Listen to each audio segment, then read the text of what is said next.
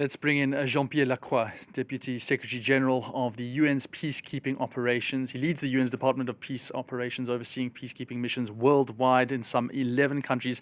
But let's just focus on what's happened today. Jean-Pierre, thank you so much for joining us here on France 24. Can I just get a statement, firstly, from the United Nations? Do you believe categorically that it was Hezbollah that carried out this attack? Thank you very much for having me. And first of all, of course, I would like to really extend my condolences to the family of Sergeant Florian Montorio, also to the French Armed Forces and the government of France, and also to my colleagues, UNIFIL.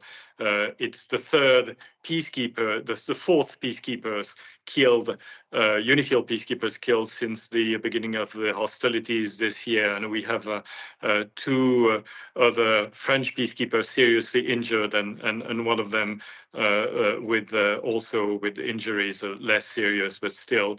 So that is another tragic incident. Now, in terms of your question, of course, there will be a thorough investigation, and we will try to go really to the bottom of the circumstances of this tragic incident. What we can say is that there are a number of indicators that points to Hezbollah's responsibility. One of them is that we're talking about a non-state actor, that is a civilian, non-uniform individual with arms. Responsible for these attacks. The second thing is that it's an area which we know has a significant Hezbollah presence, or always had.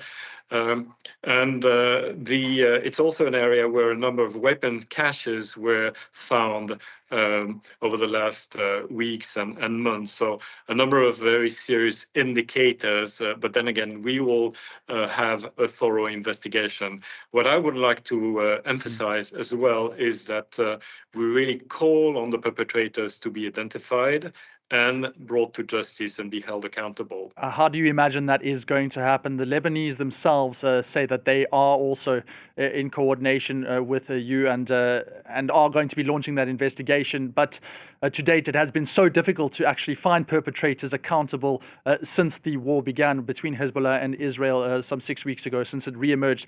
How can we actually hold any perpetrators to account? It hasn't been done adequately so far.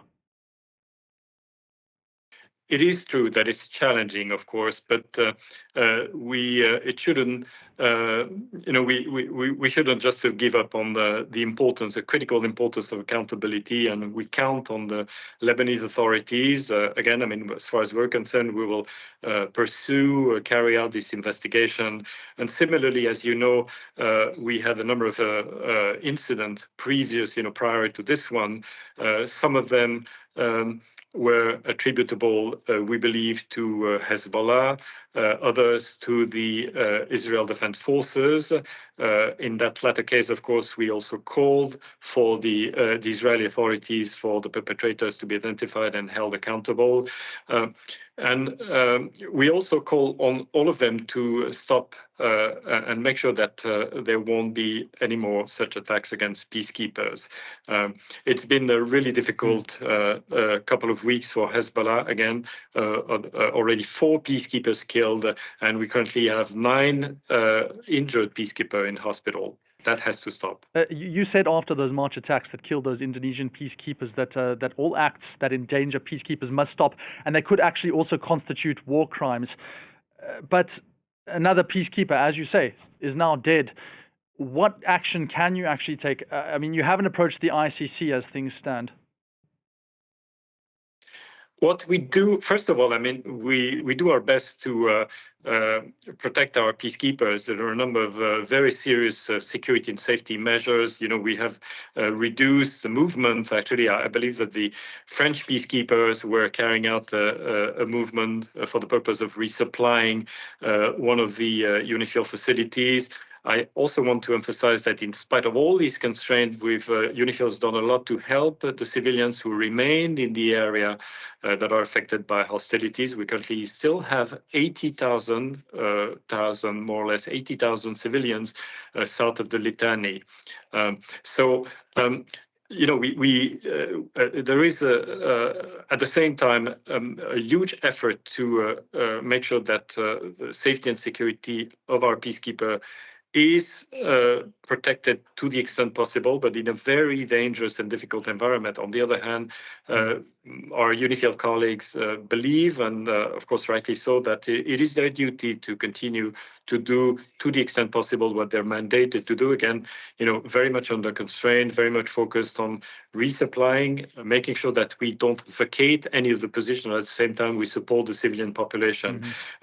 We have now indication, we've heard that the ceasefire was decided.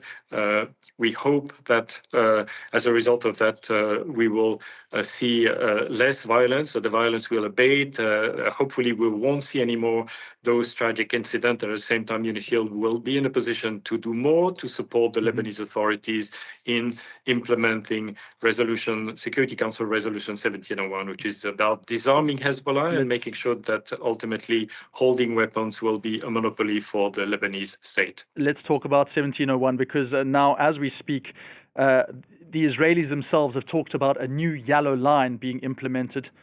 What is that going to do for the future of Resolution 1701? Are you not worried? Well, we already had in southern Lebanon the presence of the Israeli Defense Forces in a number of positions. Yes, you're right that the stated intention of the Israel Defense Forces is to strengthen a sort of a buffer zone in southern Lebanon. Of course, we hope that ultimately these decisions will be reversed, because we stand for the sovereignty and territorial integrity in Lebanon. At the same time, I want to emphasize that the Lebanese authorities, President Aoun and Prime Minister Nawaz Salam, took a number of very important and courageous decisions to step up their efforts to carry out the disarming of Hezbollah. They need to be supported. UNIFIL and the UN are supporting them. We're ready to do more. The international community need to support them as well, particularly the Lebanese armed forces need to be supported. But that has to be met by support by Israel as well. Just on this attack, this seems to be the first time, and the French Foreign Ministry just described it as an ambush. Does this make you worry that this, in fact, is a systematic targeting of UNIFIL forces now? Is there a change in the status quo? Well, I think that sadly, UNIFIL has been subject of a great number of hostile incidents for many years. Now, before the 2024 hostilities, UNIFIL was faced with a number of incidents having to do with the restriction of freedom of movement, sometimes more hostile incidents. There were including incidents resulting in injuries or fatalities. Then we had the 2024 hostilities, where a number of peacekeepers were injured, and then the cessation of hostility. And again, now what we saw over the last couple of weeks, again, with those fatalities, 4 fatalities and injuries. And unfortunately, that shows that, yes, UNIFIL are peacekeepers who are there to support peace, to support a durable solution for Lebanon and the region. Unfortunately, they're targeted. That has to stop.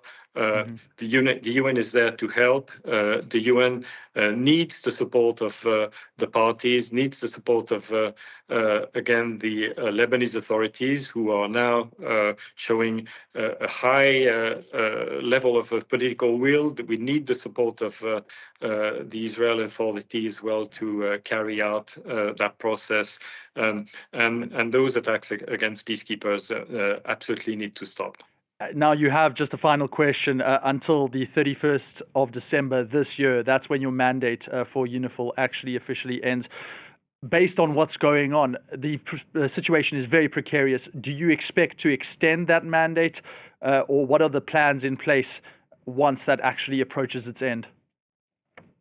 Right. Now, I think it's important to indicate that first, the mandates of UNIFIL as well as other peacekeeping operations are decided by the UN Security Council. What we can do is that we can make proposals and recommendations to the Security Council.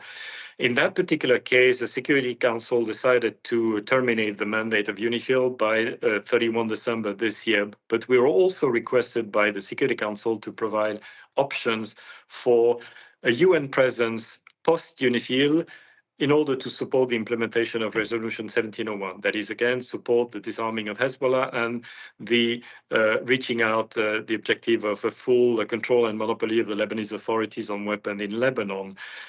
We're working on that. Of course, we will have to factor in the political and security evolutions that will result of the current event. We have a ceasefire. Hopefully, it will hold. We have discussion between Lebanon and Israel with the mediation and support of the United States. We support this process, of course.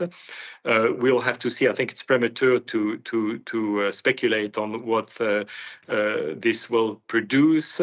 But of course, again, the UN is ready to help. We have only one agenda, which is to promote and support peace and stability in Lebanon and for the region. That the security needs of Lebanon and also the security needs of Israel should be assured through a durable peace process.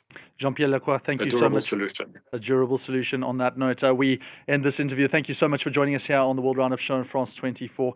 That's